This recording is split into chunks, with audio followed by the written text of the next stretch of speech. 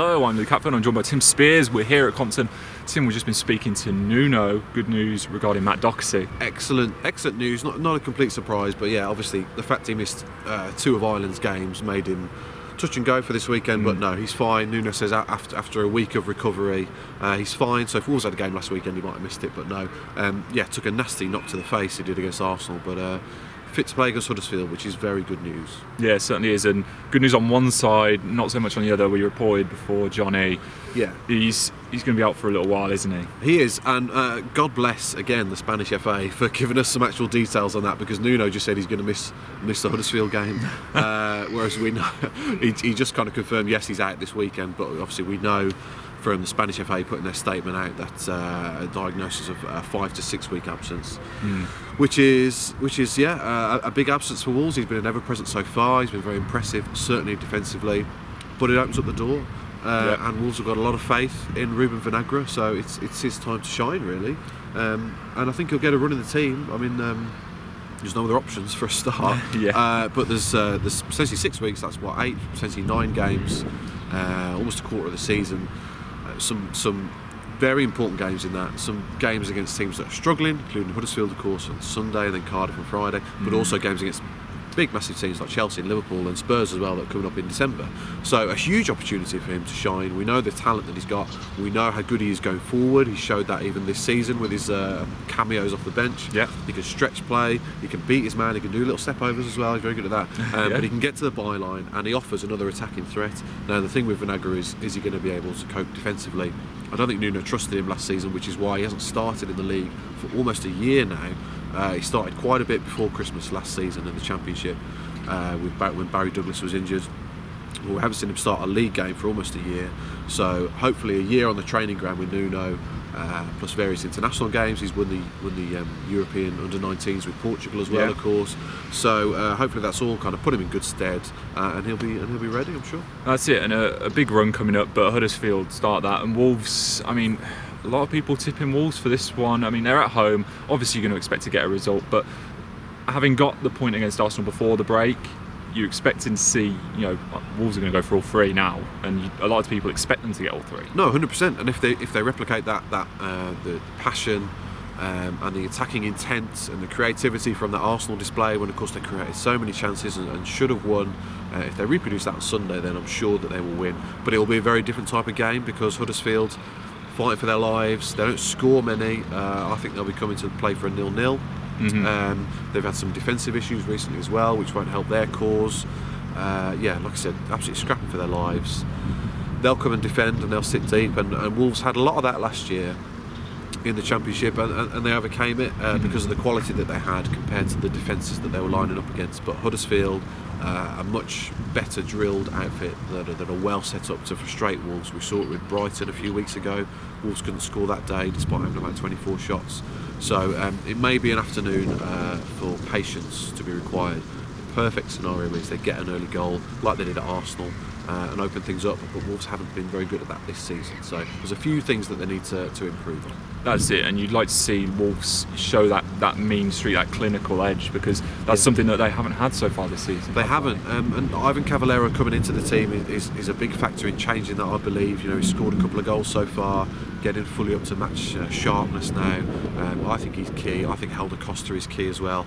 He's been saying it for a couple of weeks now, but I think he's on the verge of really kind of announcing himself on the Premier League stage. He's doing it in stages in matches. He's unplayable at times. It's just that end product we've been talking about it all season long that he's been lacking. No goals and no assists yet, but I'm backing him. I'm backing Helder to come up with a big contribution soon, and hopefully it's on Sunday, because after 1 point from 4 matches, Wolves really need to get back on track.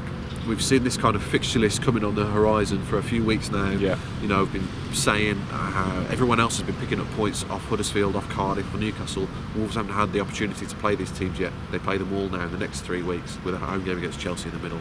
So it's a massive opportunity to start climbing the table again. Do you reckon those 3 games, what sort of points tally would you want to pull from that? 6 points minimum, or? I mean, like I said, you've got the Chelsea home game in there as well, which is sort of a free hit, isn't it, really? You take a point from that all day long, but from the other 3, I think they'll be aiming for 9, and they'll be hoping for 7, and 6 would be a decent return. So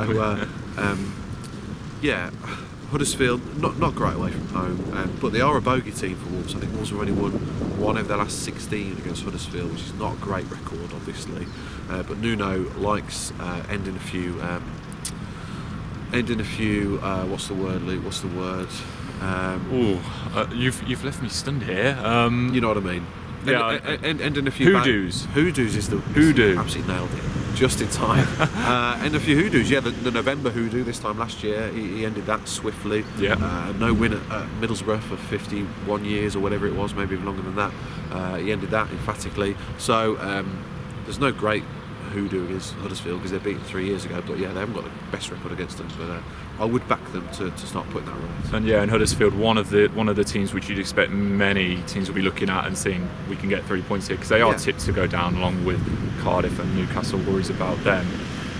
Wolves, they should go into this game with a bit of confidence, shouldn't they? It's not like you're going up against an Arsenal where you although Wolves will go into the game confident in themselves, they maybe won't see them as an easier target.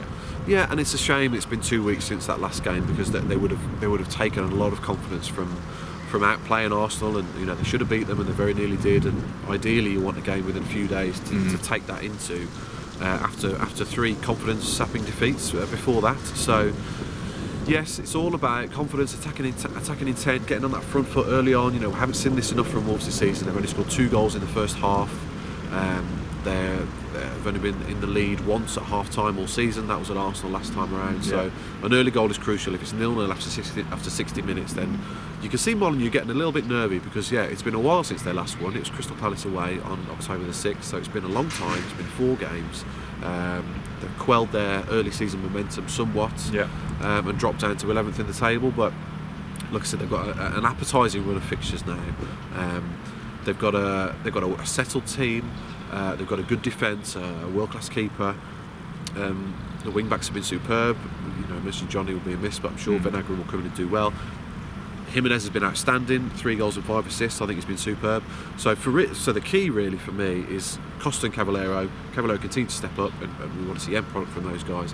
But also, I think we need to see a bit more from Neves and Moutinho. They started the season on fire. Fantastic partnership. They were dominating games. We haven't seen that as much in the last few weeks. And we saw at Arsenal their pass accuracies were way down, 79 and 80. They kept giving the ball away and inviting pressure onto Wolves. So they'll be key as well. I'm sure they'll be given a bit more space with Huddersfield sitting deeper. So it could be a game for them to shine as well. Let's hope so. Yeah, and then of course Nuno was talking about the players. He's happy enough to talk about that kind of thing. What he wasn't so happy about, talking about Fosun and George Mendes, some talk about that in the press conference. And I thought at one point Nuno was going to maybe pass on his thoughts in a slightly more aggressive manner than he did. But it's another situation which Wolves, they won't welcome this, but it seems a bit same old now, doesn't it? It's nothing new. It's a little bit stronger than what we saw last year in terms of these leaked emails, supposedly and allegedly from Jeff Shee, and involving Steve Morgan and Jez Moxey and Fosun and George Mendes and whatnot. The context is new, but the ideas are not, and Wolves have passed every test that the FA and Football League have thrown at them. Nuno, as you say, not keen to talk about it, and why would he be? He kind of says, he doesn't care, and that he's got every faith and confidence in the club that no wrongdoing is being done. And you know what? You look at what's come out in Der Spiegel, and I'm yet to really see any rules that have been broken. To be honest, and this was an accusation that was thrown at Wolves a lot last year. And no wrongdoing was found in terms of the rules that are put in place by the Football League at the time, by the FA, by the Premier League. Wolves haven't broken any rules. Morally, you can look at it and question it, and I think there's certainly a fair few questions to be asked there on the moral side of it. An agent having such a prominent place in a football club, but this has been done to death for 2 years now. It's nothing new, and I'm sure Wolves will ride the latest storm before the next one comes in a few weeks or months. Yeah, it's starting to sound a bit like a broken record there, aren't we? Yeah, I guess so. Yeah, like I said, it's nothing new. It's an unwelcome distraction for the hierarchy, but I don't think it'll affect the players. I don't think it'll affect Nuno. I don't think most of the fans give a damn, to be honest. From what I see on Twitter, they don't care. They feel like it's jealousy, or people, because of Wolves' rise over the past season, that people have got to say there's something going on there, there's something going wrong there, and poke their fingers in and see what's going on.